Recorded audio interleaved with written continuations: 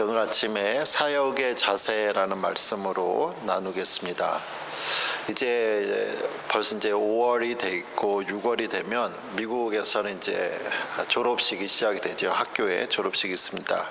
졸업식 때 선생님 아니면 또 유명한 사람들이 와서 강사로 와서 졸업 축하하는 연설을 하죠.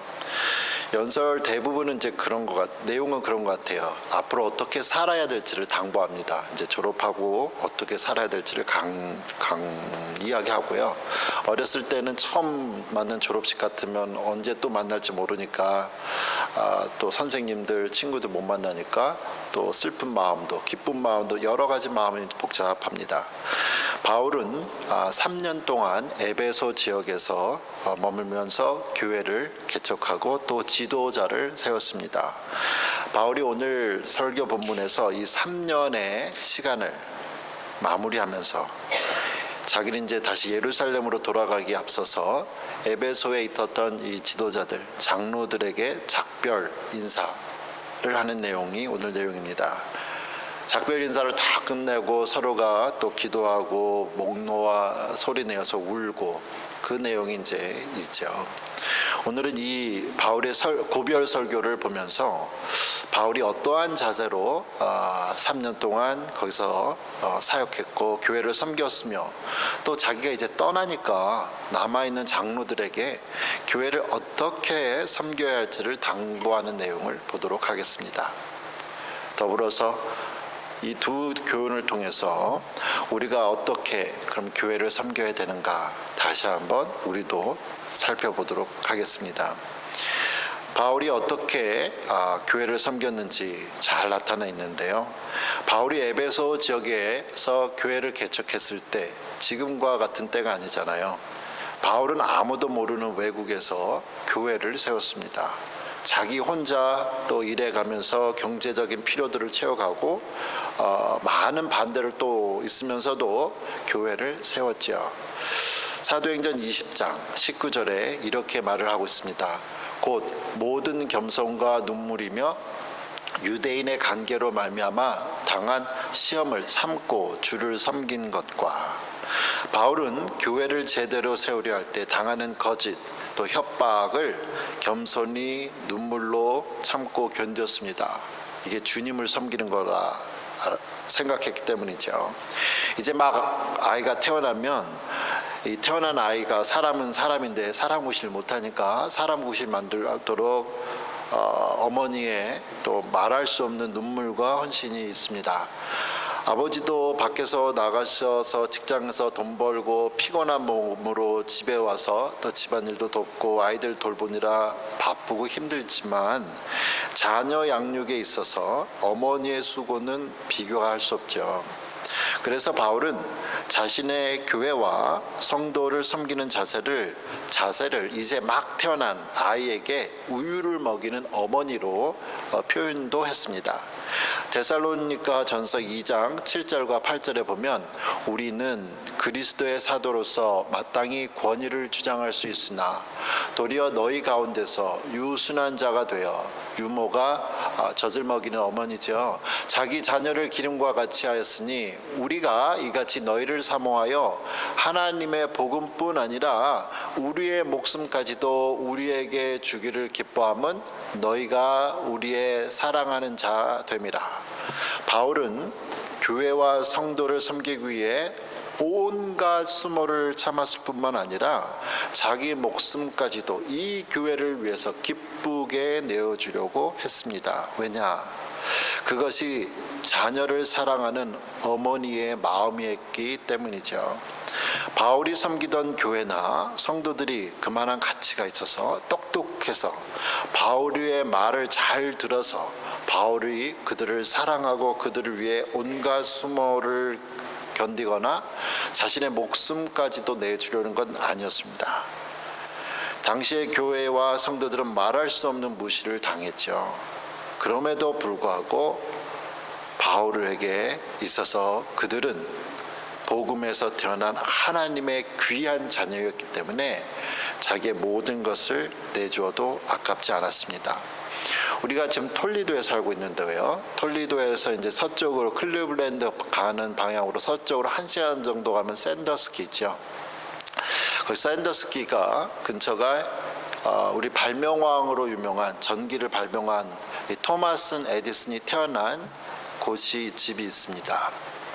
지금이야 토마스 에디슨이 대단한 사람으로 우리가 알고 있지만 토마스 에디슨이 어렸을 때는 학교에서 초등학교 때 문제아 취급을 받았죠. 이상해요, 행동이. 그래서 어느 날 토마스 에디슨이 학교에서 와서 어머니에게 편지를 줍니다. 그리고 어머니에게 하는 말이, 어머니, 학교에서 편지를 줬는데 이거 어머니에게만 드리래요. 아무 사람에게 주고요. 뭐라고 써 있어요? 애가 너무 어리니까 뭔지도 모르고 읽어보지 말라고 했으니까. 그래서 어머니가 그 편지를 탁 펴서 눈물을 흘리면서 큰 소리로 아이에게 이렇게 편지를 읽어줬습니다.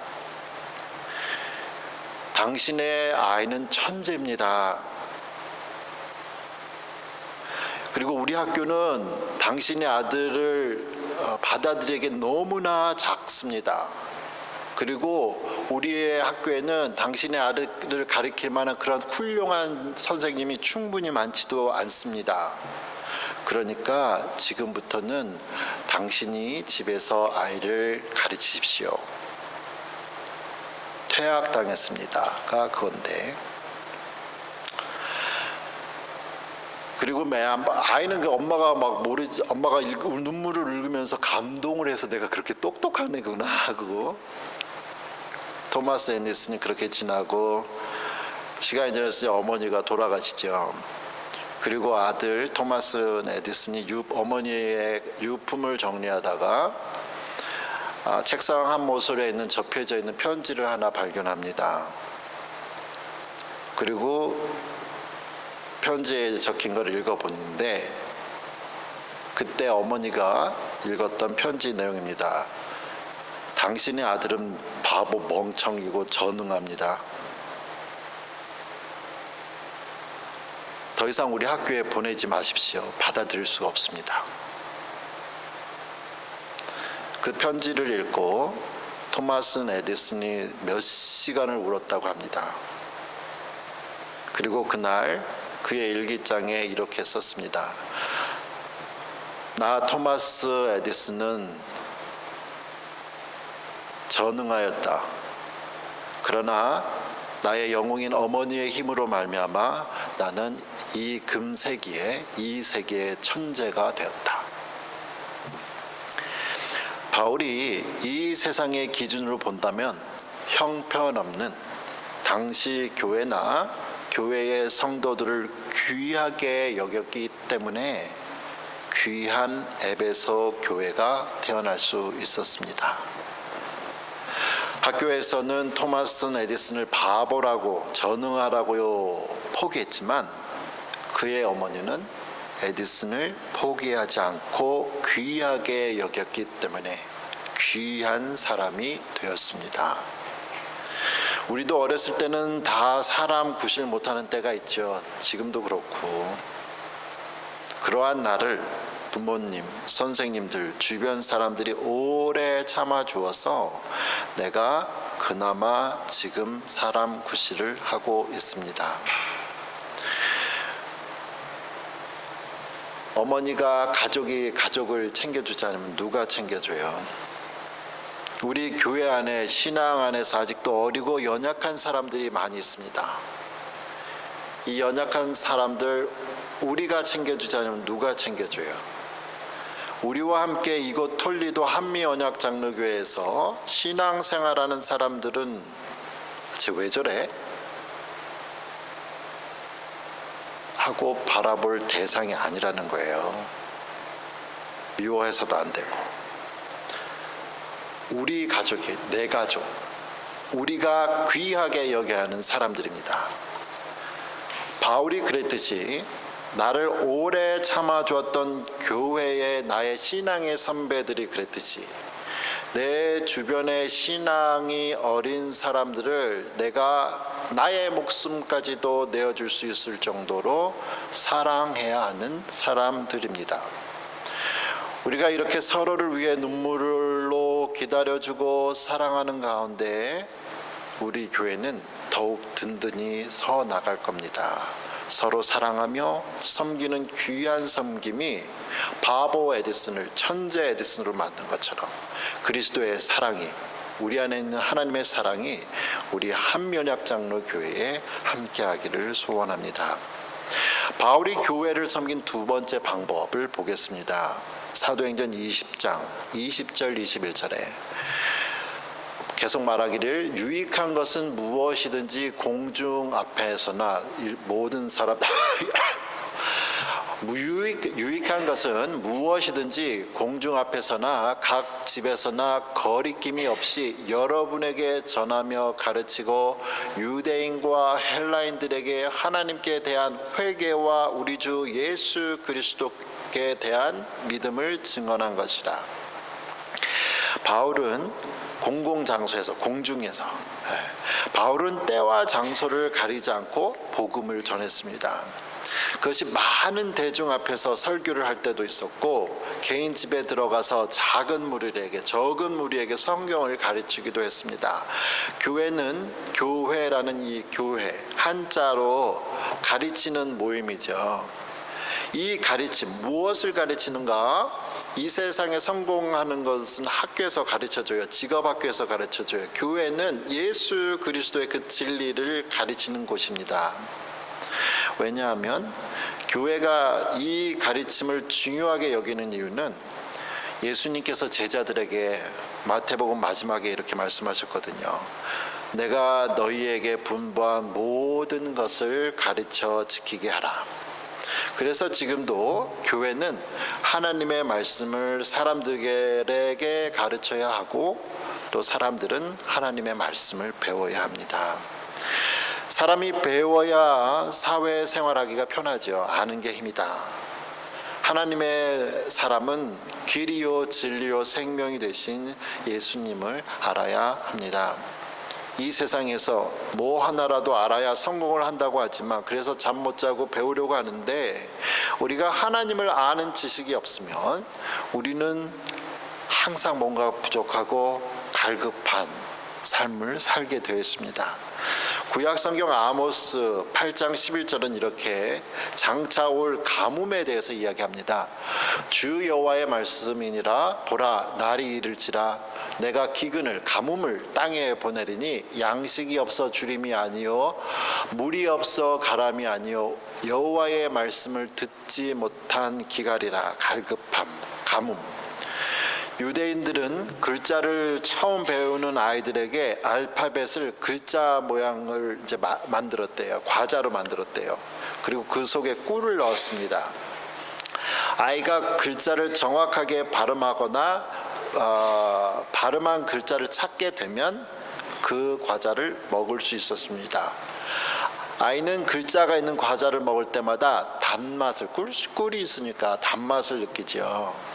그래서 성경이 주의 말씀은 꿀보다 답니다 라는 이야기가 있는데 성경 말씀이 달다는 것을 어렸을 때부터 체험하게 해주려고 그렇습니다. 뿐만 아니라 성경 말씀이 적힌 이 두루마리 끝에 꿀을 또 발라 놓았다 그래요. 말씀을 읽는 아이가 말씀 읽기 전에 그 꿀을 먹을 수 있습니다. 말씀을 읽는 것을 싫어하면 꿀을 먹을 수가 없게 됐죠. 예수님을 먼저 알게 된 우리 부모 세대가 다음 우리 자녀 세대에게 해줄 수 있는 가장 귀중하고 고귀한 일은 바로 영원한 생명의 길인 하나님의 말씀을 우리 자녀들에게 알도록 가르쳐주는 그 안에서 기쁨을 얻게 해주는 겁니다.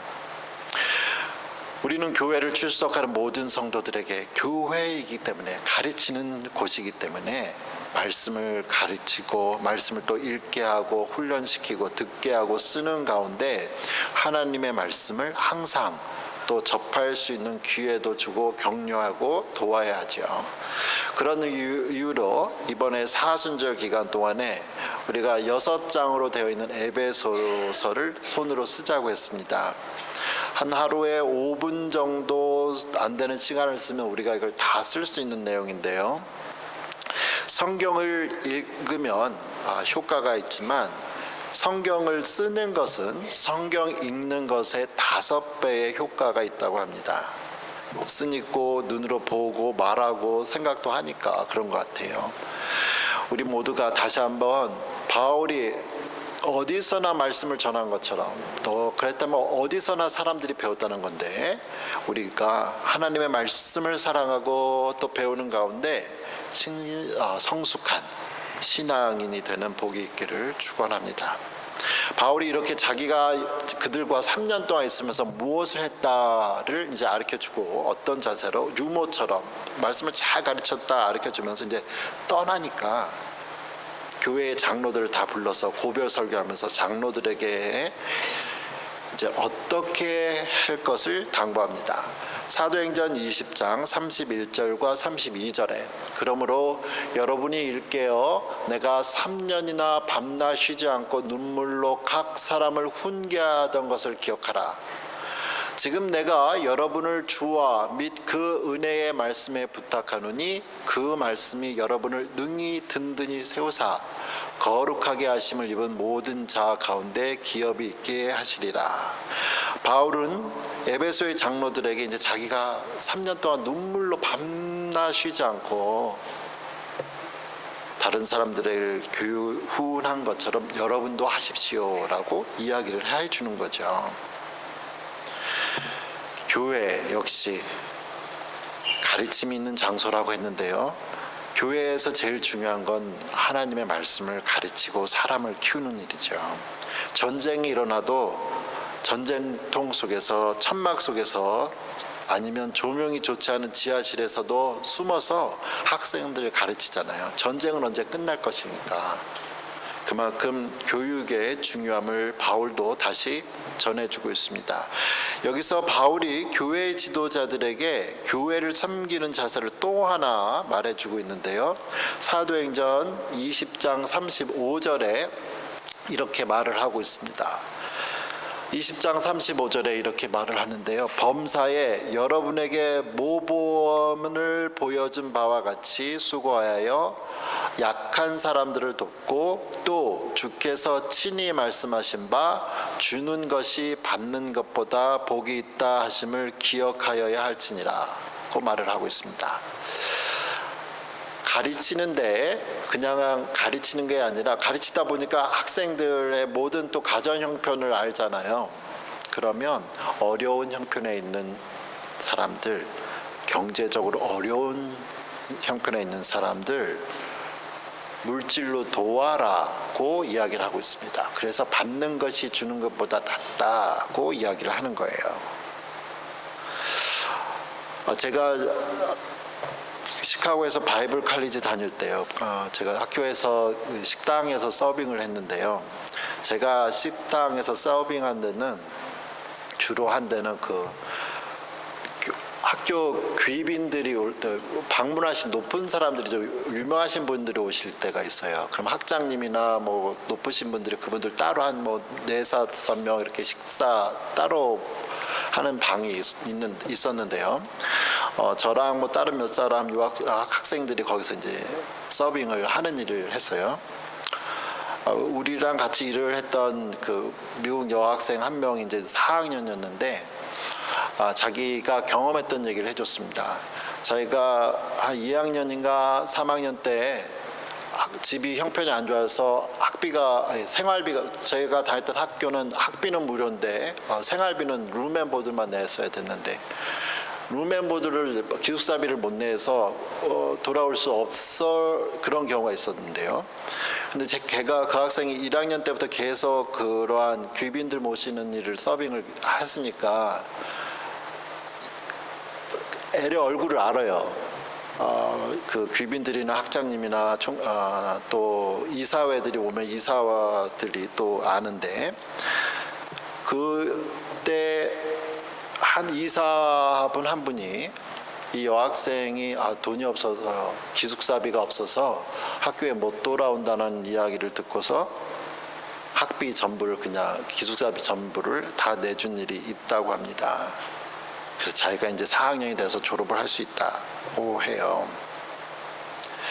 우리가 경제적인 어려움, 교회가 말씀만 가르치는 것이 아니라 약한 사람들을 돌보고 라는 이야기를 해주고 있는 거죠. 바울은 지금 교회를 섬길 때 하나님께서 주신 재능과 재정을 또 나만을 위해서 사용하지 말고 보람되게 다른 사람들을 위해 기쁜 마음으로 섬길 것을 말씀하고 있습니다. 마치 우리 예수님께서 이 땅에서 하늘나라의 말씀, 귀한 말씀, 구원의 진리를 가르쳐 주시는 데서만 끝내는 것이 아니라 자신을 기쁜 마음으로 우리를 위해 목숨까지 내어준 것처럼 말이죠. 오늘도 이 주일 예배를 위해 또 알게 모르게 섬기는 많은 귀한 손길들이 있었습니다. 감사드리죠. 또 오늘 예배뿐만 아니라 눈에 보이지 않게 다른 교우들을 섬기는 귀한 손길에 감사를 또 드립니다. 교회 이곳저곳에 또 섬기는 많은 봉사의 손길들 있고요. 특별히 우리가 4월 21일에 다다음 주일에 점심 식사 후에 교회 대청소를 할 계획입니다. 여러분이 시간을 내어주셔서 또 어린아이 방, 또 부엌들 또 청소할 계획인데요. 많은 분들이 함께 이 봉사에 참여해 주셔서 이 교회라는 공간이 가르침과 또 섬김의 장소가 될 수 있기를 바랍니다. 우리가 함께 섬기는 이곳 한면학장로교회, 이 교회를 통해서 우리가 모두가 성숙할 수 있기를 소원합니다. 우리 안에 있는 사람들이 너무 귀한 거죠.